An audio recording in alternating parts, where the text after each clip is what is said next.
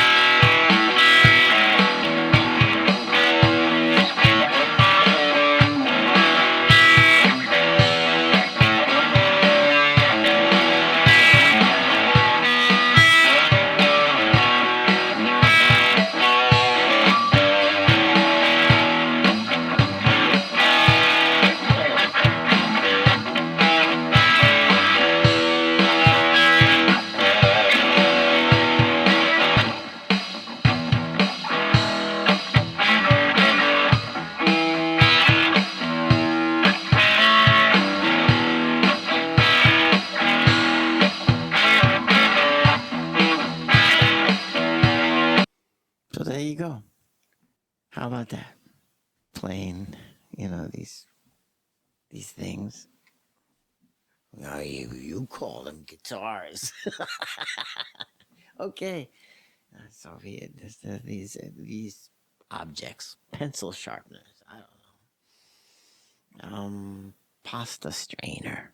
Uh, some sort of utility. It's a tool, screwdriver. No, um, more like a peeler. I don't know, like a oh, I know what it is. It's one of those tools that you get the zest out of, like a rind of lemon or something like that. And it could be essential for people who like to use those kind of tools. You know, musicians, artists. I don't know, some who really veer off the deep end, and they go, I want to be a guitar player. You think that's a good idea? I don't know. I mean, well, you know what? I think on some level, I think you just got to go along with it, don't you? I mean, um, that's what I'm thinking. I figure that because, all right. So today's lesson here is I do have a sound, and I guess it's that it likes to travel with me because over the decades now, it is the same sound pretty much. I think I had, since the '80s, or it starts that way. I think um, and now as we see here, we have a different kind of a display here because when I first started, I just had the Electro Harmonics LP1, the booster, and I did have their Big Muff, and I had a DoD compressor. That was like the first things I ever had, right? Yeah. And to tell you the truth, I think I haven't really veered that far off since then. And we're decades into this now. So now, in replacement of having a line booster, I think that turns me on the most. And now, in retrospect, decades later, I mean, of all the effects, I mean, yeah, sure. I went to and it's embarrassing to say this, but that flanger chorusy era, the 80s, where everybody was doing that too much. It was just over the top. It was just a brainwash of just too much too much hairspray. It was just too much. And just my personal opinion. If I get hate, I get it. I was included in the stink as well. And I actually, a decade before that, I was doing that. But by the time it was in, I was like, you know what? I'm over this, fellas. Come on. I'm sorry, I'm just veering off course. Oh, the subject of today's episode is, how did I get this sound? Well, let's go through the process. So here I am. I have, instead of an LP1 or whatever, that first line booster, I keep on, is it LP or LB? At LB1. I recently got, well, not recently, it's like now 4 years, 3 years now, maybe, this Duke of Tone. Well, I don't know, 2 years, 2.5. I don't know. Say something like, I don't know what today's date is anyway. I think we're in the 2025. I know it's January. Yeah, but wait. Well, no, yes, we're still January. That's right.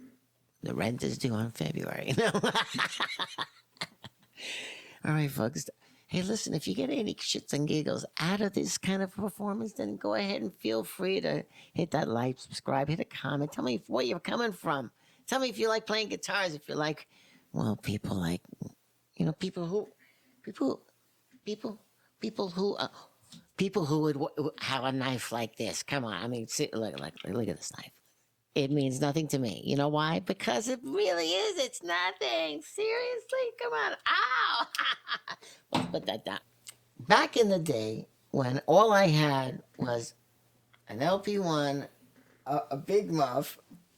I did have a wah-wah pedal eventually, yeah. It was I think my first effects. And by the 80s, MXR, I think, is like the quintessential best of like cool hard rock distortion, And then Boss came out with their DS1, and it was like, it was quite a division right there. It's split in effects world. One effects world went in more to the AC/DC towards of the rawness that you just start out with, not the refinement that comes out of a super distortion pedal. Because I think that's when, to me, that's the era of the super distortion, the ultra heavy metal distortion starts coming in. Is the first DS1 is the predecessor to that.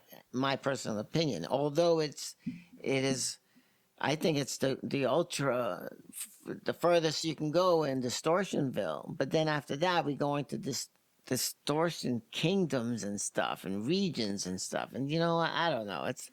I do like the idea of using distortion, and the way I use it is different. So to tell you the truth, like when I get to my distortion box over here, I don't necessarily push levels.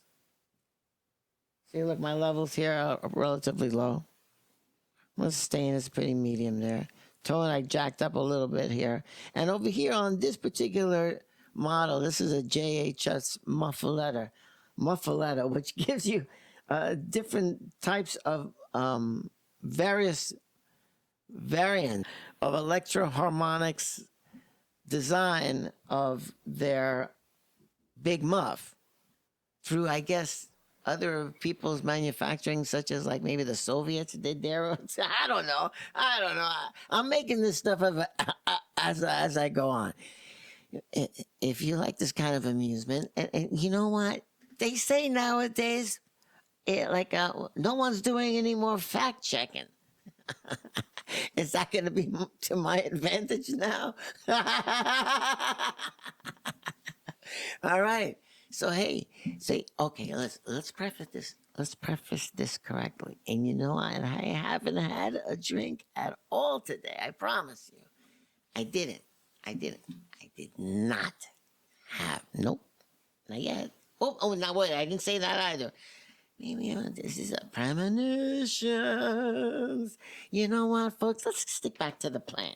So when after, oh yes, and I did forget. In the big three that I spun out to you, which included in the Wawa. Actually, what came before that was my DoD compressor. I remember when that first came out. I remember it was under the glass. I remember it was at Sam Ash. I'm going to say I bought it like in 1980. Spring of 80. That's my guess. And so the way I used to use my compressor was I would usually, if I didn't, sometimes my LP1, actually I went through two LP1s because the first one, right? It was so tiny. It was like one of those little that Armstrong ones that you can, it had maybe a plug or something, or maybe I put one in, and so you can actually dangle it from the end of your guitar, which I did sometimes, and you hit the switch to boost, and it goes boom. It's like turbo drive, and it ain't gonna stop until you take that switch off. It's just so much feedback and so much uncontrollability that you have to control. You got to spend more time trying to stop the feedback from coming. It's just those days are beautiful. It's such a challenge just to be on stage and just playing your mere instrument, doing the best you can, holding for dear life as the thing is just trying to explode with feedback. Oh, and now. Then, like a few years later, after the disco era and all that stuff, even the punk rockers were doing their thing, getting loud. Then everybody started getting we like noise gates. You know who took advantage of the noise gates? To them, the hip hoppers. Yeah. Now they started taking it. They started breaking down that noise and then bringing in their own noise, man. Shit. Then you got people like Public Enemy, Beastie Boys and shit like that. And predecessors like Bowie. It's all passed on. Now what are we passing on? You know what? For me, I know that I'm trying to pass on as much time doing the things that I like to do as much as possible nowadays. Because sometimes, yeah. You got to be at least a little bit more grateful that you got another shot today. Right? Right, folks? Okay. So, we got a booster involved. Hey! And usually we have this thing on the whole time. For me, it's just about every performance. Is this thing on or off? All right. But, yeah, so this thing is usually on. All right. And if I'm going to do some country stuff or something that really wants to promote the beauty of having some compressor or sustainer, then I use this. Otherwise, I lay off my compressor the whole time. All right. This is a very rare, very, very rare thing that I use because I want to use it so distinctively that when it's distinctively used for distinctive purposes, you hear the distinctive sound. Next, moving on. Now, you know what? You got to remember, folks, if you're going to put a fuzz box anywhere, you got to put it as soon as possible. And if you have nothing else that you can put, then you have to put that at least first. Does that make any sense? All right. Moving on. So you got to, this is my version of various distortions. Actually, one distortion of various forms of one distortion. The Big Muff of Electro-Harmonics, however packaged by and actually JHS adds their own version of the Big Muff, and let's see it. Yes, And to tell you the truth, I'm not on that setting. Maybe it's because Josh put just a little bit more gain on it, level output. I don't know. There's a cheat. There's a cheat in there somewhere, and that's okay. I bought into it. I'm okay. So I'm okay swallowing the horse pill. So next, I have a cheap pass for me. Just a cheap. No, not cheap ass. No, it's not. I have a Behringer. This is a seven. It's some, I don't know. So it's a graphic equalizer. As you can see, you know what? Everybody has their own uh, taste about what taste or what the sound is, or whatever they need to do accomplished. And don't let anyone say that. Hey, that's not the way it's supposed to look like. I don't care about what the way it's supposed to. I don't even care about the way it sounds like for you, to tell you the truth. I like what it sounds like for me. So I'm gonna do my best. On the other hand, I don't want to be selfish, so I gotta like at least meet you somewhere in the middle, somewhere between where you and everyone else like to hear things and the way I want to hear things. And somewhere in the middle, I'll attenuate whatever that's supposed to be.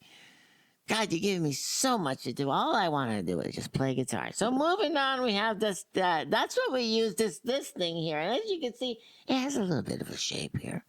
I do add a little bit more bottom end because I do. Yeah, I always like bottom end. Sorry. So and then I like. You can see there's a little bit of a, and then it returns to the midpoint. It's just kind of like nice, right? But then it swallows up again towards the to the screechy, yeah, that kind of stuff. And then I fade out from up, and that's about it. It doesn't really do much, but it does overall add a little boost. Kind of like say what Josh would do to alter these sounds, right? Make his sound better. All right, folks, are we moving on? Okay, so now after that, so you know what? So I told you why this needs to be ahead of everything, and the only exception I put is this thing. But to see, I don't always use this, and that's the reason why I put this here. If I use this all the time, it would be different. But I rarely ever use my compressor sustainer, except for like when I want to sound country, or I want that beautiful compressed sound, more sounding almost pedal steel, so I can hear that pluck. But I don't know, whatever. Point is, moving on. Next, then I will go to my, a tube screamer. Now, in this case, I have the tube. I have the vintage tube overdrive by Behringer TO 800. It works just like a tube screamer, folks. Just like it. Just like it. And look, you could see the settings I have. They're pretty. This is just the way I scoop things. But hear me out. We all have our ways of shaping things. Now, this doesn't give me power. I don't use it to give me power. I just use it to just distort the signal. Actually reduces power for me, the way I play it. And then I do bring back it all back with bottom end, but then I re-scoop again. And it all together makes sense for me. I shaped it that way, particularly for my liking, for my tastes. If you like my flavor, fine. Let's all lick together. Moving on, we have the limiter. The limiter, it's the same thing. It's kind of like the compressor, except that it's just doesn't go past that. Period. If I need to get just a slightly louder, overall, then I leave it. Because that I set a little hotter at the output. Next, I go into just a very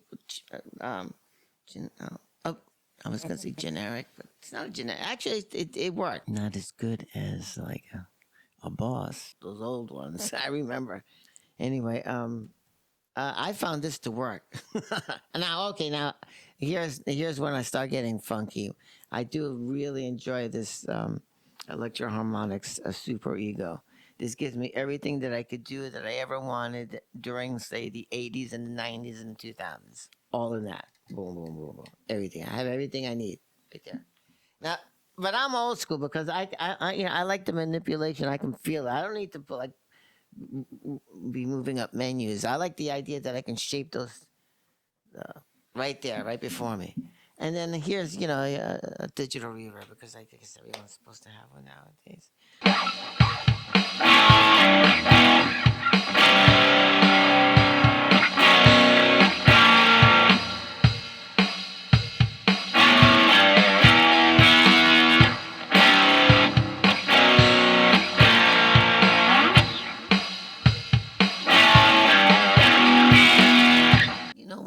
now that I'm getting parched, it reminds me that I should drink more water. So the next time we meet again and I get all choked up, I don't know. Be nice to one another. Okay.